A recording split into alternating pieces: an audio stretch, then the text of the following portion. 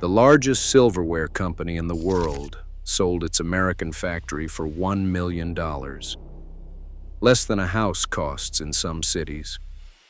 The two men who bought it were its own employees, and the day after Oneida shut that plant down and moved production to Asia, they walked in and turned the lights back on.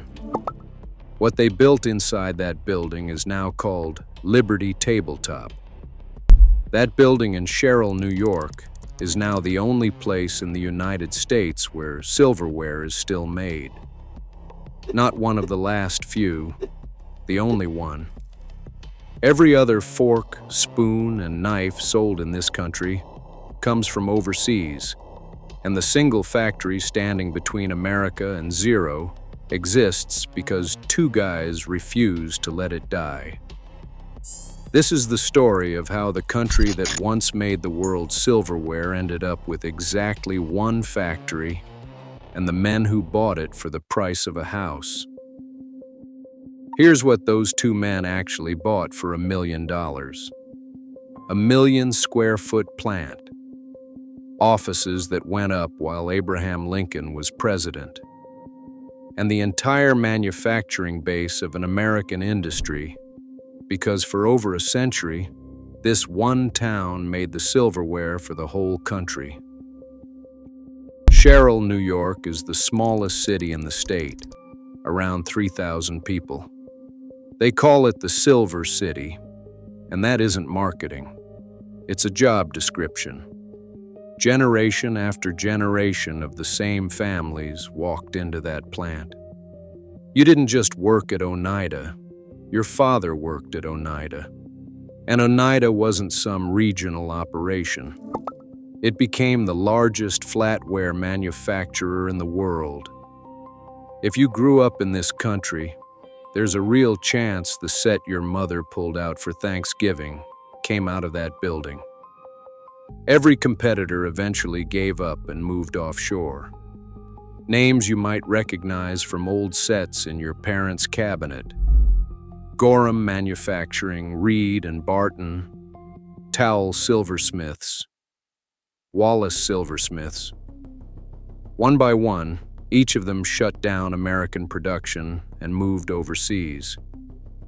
Oneida was the last one standing, the only American flatware maker left, and it held that line for decades. So the question isn't why the plant closed. Plants close. The question is how a company that had already outlasted every single competitor decided, at the very end, that it wasn't worth staying. So why does the last American flatware company leave? Not because it was losing, because of one number. By the early 2000s, Asian manufacturers had driven prices so low that the math stopped working. And the way one of the men who bought the plant later described it is the detail that tells you everything. At the end, Oneida could buy a box of finished flatware from Asia, cut, formed, polished, packed, for less than it cost them to buy the raw steel here in the United States. Not less than the cost of making it. Less than the cost of the metal alone. Once that's true, no amount of skill on the factory floor matters. There is no efficiency left to find. So in 2004, Oneida moved manufacturing offshore and shut down the operations it had run in Sherrill, New York for over a century. Several hundred jobs, gone from a town of 3,000 people, in a place that had never known any other kind of work. By May of 2005, the plant went dark. The largest flatware manufacturer in the world had just finished walking out of the country that built it. And in the emptiest moment in that building's history, two of the men who had worked for that company were standing outside with a plan. Their names are Greg Owens and Matt Roberts, and they weren't outsiders looking for a deal. They were Oneida men.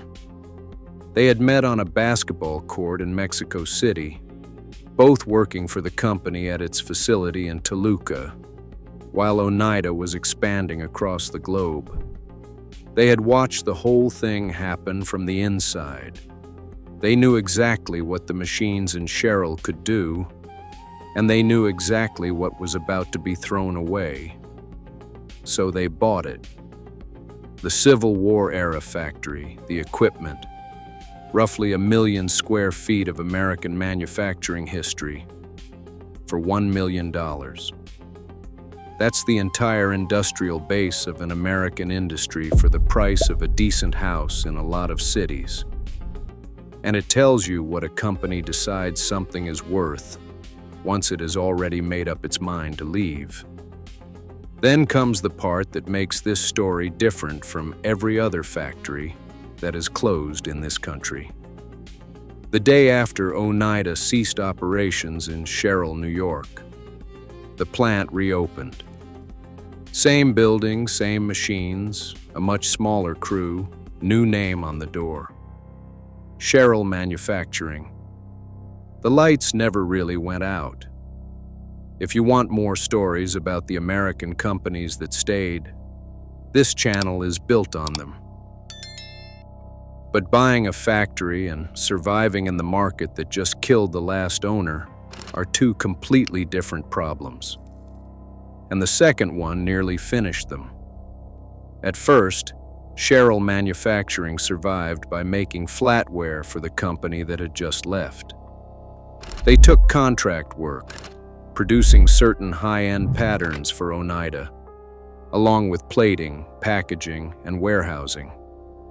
It kept the doors open. It also meant their entire existence depended on the company that had already proven it would leave. Then Oneida pushed more production overseas to cut costs further. The contract work dried up, and the 2008 financial crisis hit the entire country at the same time. Revenue collapsed.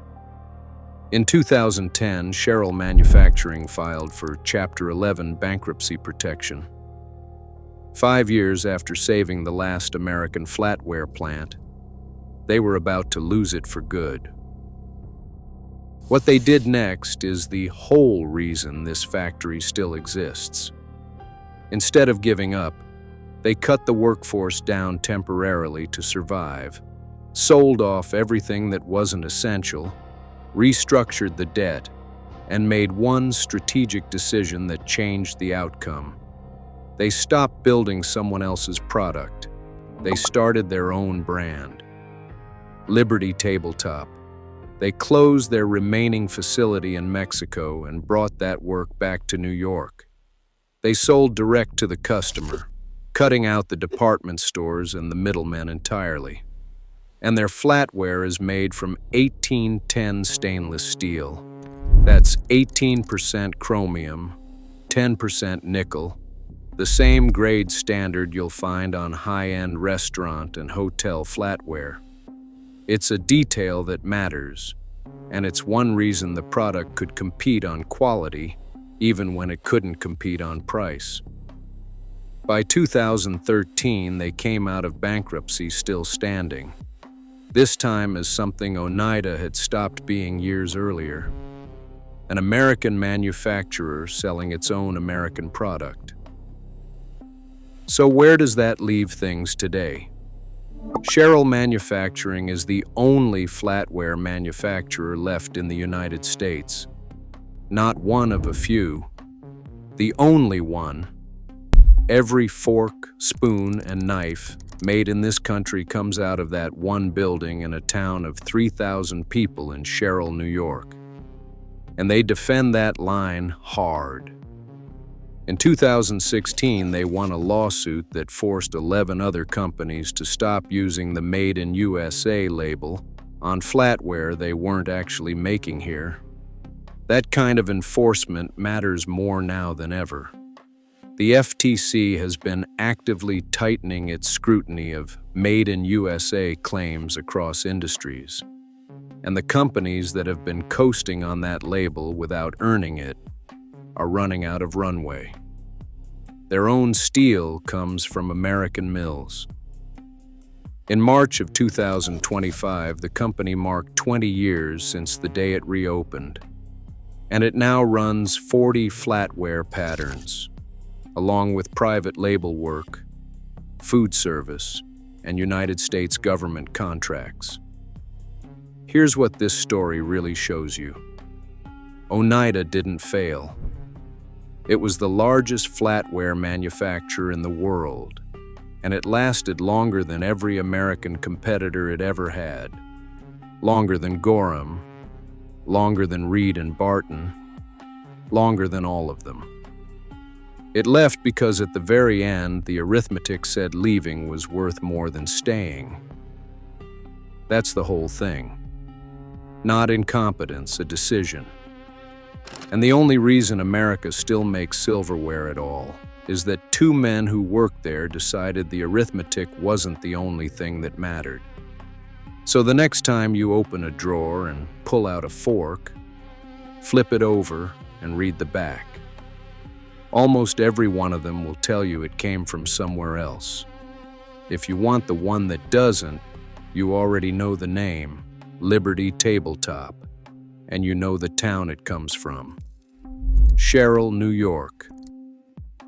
If this is the kind of story you want more of, subscribe. This channel exists to find the companies that stayed and to expose the ones pretending they did.